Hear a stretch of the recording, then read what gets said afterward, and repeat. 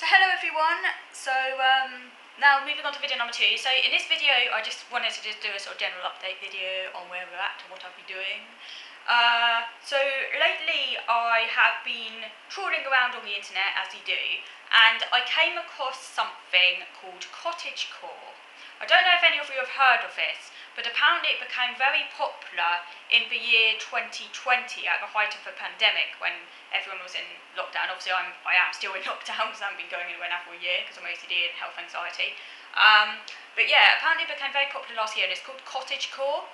And it's basically an online aesthetic, particularly popular among sort of teenagers and those in their sort of younger, early 20s. So obviously I'm like, yeah, basically too old for it really. But I just thought it was quite interesting because it's essentially something that I'm already quite interested in anyway.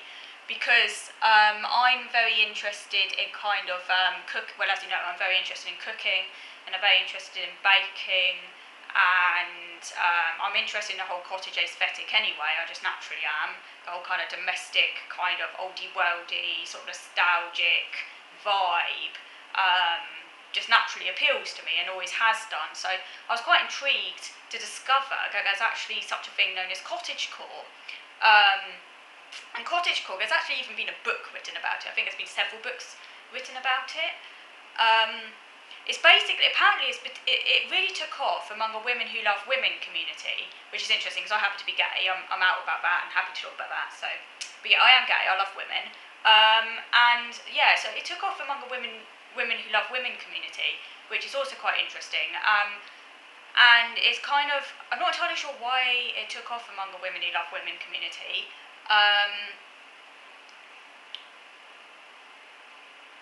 don't know why that is, but it kind of, I guess maybe because it's a sort of comforting, warm, kind of feminine space, where women maybe can feel like they can own the space and kind of, you know, without the patriarchal gaze maybe, and kind of just do their own thing, and it's kind of like about kind of reclaiming, getting back in contact with nature, the natural world, kind of feeling a kind of bucolic rural fantasy. I mean, obviously it is purely fantasy.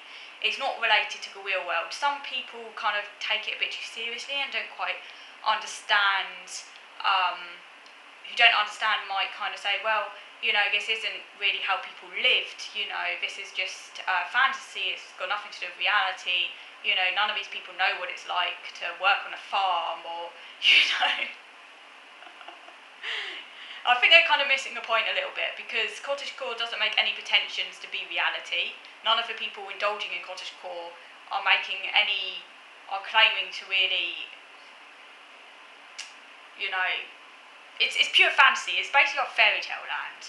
It's just, I guess, where young women can kind of indulge their fantasies, I guess, a bit, and you know, it's just a bit of harmless fun. And it kind of took off very much with the rise of Animal Crossing and the rise in a kind of home baking movement. But yeah, I just find it interesting. I don't take it seriously. I'm not really following it in a hardcore way. I just find it interesting as a kind of cultural aesthetic, and I do quite like looking at pictures of cottagecore imagery on Instagram and Pinterest.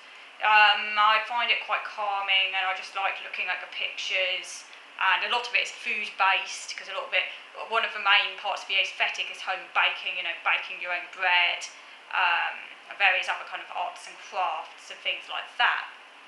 So let me know if you've heard of it. It's related to something even more fun, something that's quite true really, quite funny.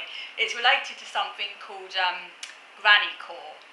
Now grannycore, which is basically like an offshoot of cottagecore, grannycore is basically about embracing everything that's stereotypically associated with grandmothers or grandfathers, but particularly grandmothers. So again, this can include kind of nostalgic retro things such as baking cakes, knitting, collecting kind of, I don't know, retro cups and mugs and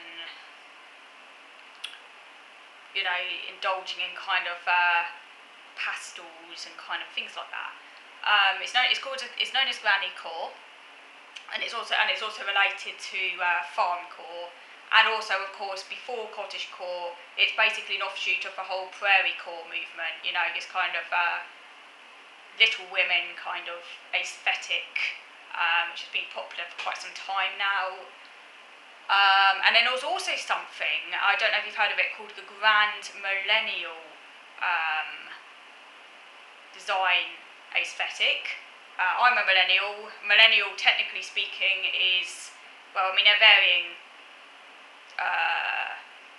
age ranges cited, but usually it's meant to be anyone born around 1983 to around the end of the 1990s. So the majority of millennials are in their 20s, but it also takes you up to the late 30s. That's the millennial generation. So I'm what I sometimes jokingly call a middle-aged millennial. Not quite a geriatric millennial, but I'm up the upper end. But yeah, I am definitely a millennial. And interestingly, I also feel like I must be a grand millennial. Now, what is a grand millennial? So a grand millennial is basically a millennial who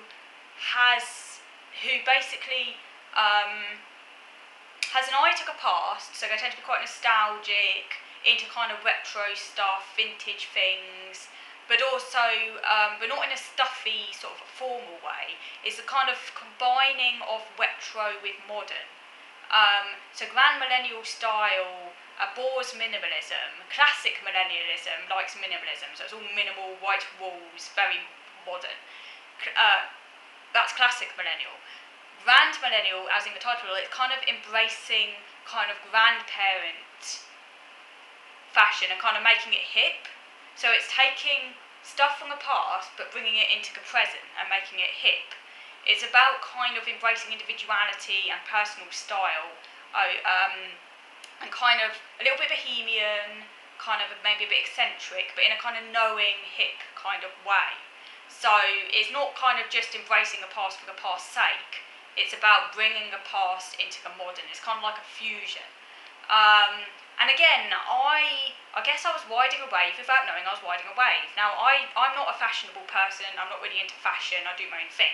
So although I might jokingly say, oh, I'm a bit of a grand millennial, I'm not taking it seriously. And someone else might see my style and say, oh, that's maybe a little bit too oldie worldy. That's not quite grand millennial. Grand millennial is more a combination of the old and the new. You're getting it wrong, blah blah blah. I don't care. I'm doing my own style.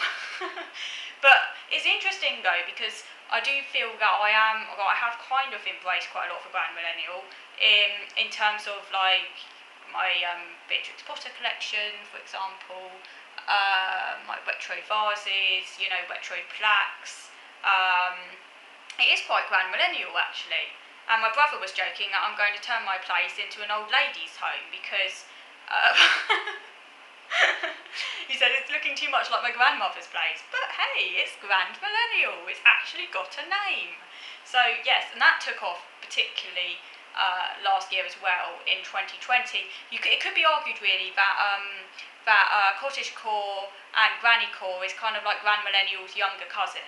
Cottagecore is kind of like the more babyish, kind of pubescent variety of Grand Millennial, whereas Grand Millennial is for the older, middle-aged, geriatric end of that generation, who are kind of maybe not cottagecore. That's too twee. That's too babyish. That's for like too pubescent, if you like. But they are related. I do like cottagecore. Cottagecore is more whimsical than Grand Millennial, because say Grand Millennial is a bit more, older, more studied maybe. Whereas cottagecore is more young girl-like, a bit more like,